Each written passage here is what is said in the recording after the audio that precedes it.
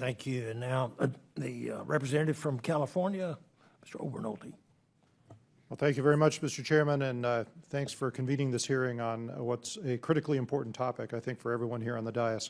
Mr. Corkwell, I'd like to start with you. I was very interested in your testimony about the new dielectric fluid for immersion cooling in AI that Lubrizol is developing. I was chairman of the House AI Task Force last Congress, and one of the things that we are trying to raise awareness of is the necessity for expanding the use of liquid cooling in AI data centers to minimize the environmental footprint of those data centers, particularly non-evaporative liquid cooling. And it seems like that's what you're focused on as well. Could you tell us a little bit more about that technology and the challenges that you see in accelerating adoption of immersion cooling for data centers?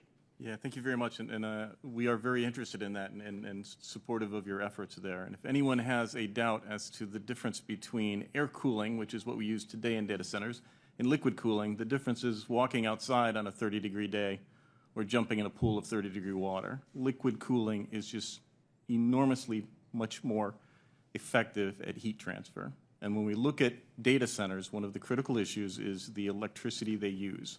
And much of that electricity, as much as 40 or 50%, is used in running the fans and compressors to do the cooling. Moving to liquid cooling solves so many of those problems. So Lubrizol is developing products in those areas. To my knowledge, there's nothing being held up right now with a PMN at EPA, but it speaks to the innovation. This is a very new field, lots of innovation happening, and we're going to need to be able to be timely in what we do. And we may have to have new chemistries coming forward with that, and we just need that predictable process so we can make those investments and keep that chemistry coming so that innovation happens here rather than elsewhere. Right. Well, keep up the good work, and I would be remiss if I didn't use this as a shameless opportunity to plug the bill that I've sponsored, H.R. 5332, the Liquid Cooling for AI Act. We're trying to not only raise awareness of the benefits of liquid cooling, but also to try and stimulate new research and development to make sure that we keep, as you say, America on the forefront. Dr. Myberg, I've been very interested in your testimony. I mean, obviously, we are very concerned that we get reauthorization of TSCA right.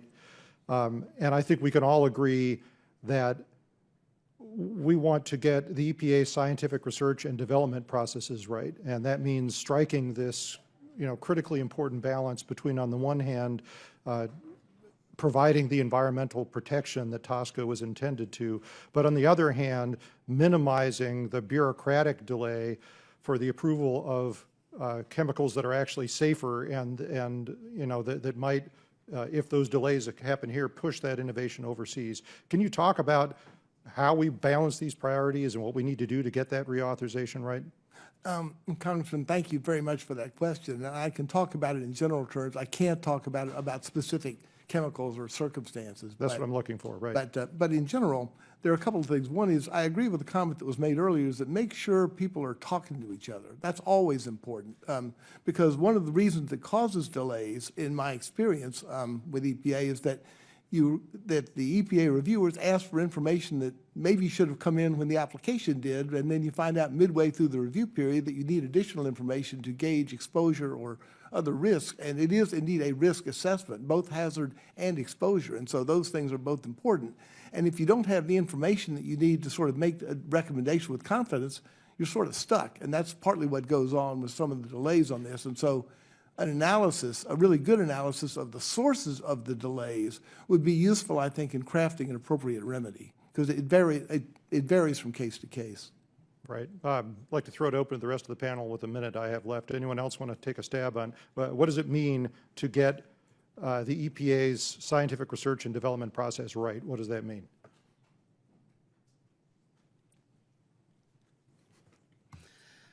I will say, as a downstream user, again, of chemicals, we don't develop the chemicals, we're the users. We do look for what comes out of those reviews for things that go into like safety data sheets. So when we mentioned earlier personal protective equipment, for our users, things like that, we look to the science for what's the right way to utilize these new chemistries, these new formulations to protect our workers, to protect, our customers. And so it is critical to have that correct in the long term for a user like Boeing. Right. Well, I want to thank everyone for your testimony, and it'll take the collaboration of everyone across the stakeholder spectrum to get this reauthorization right. So we appreciate you being here. I yield back.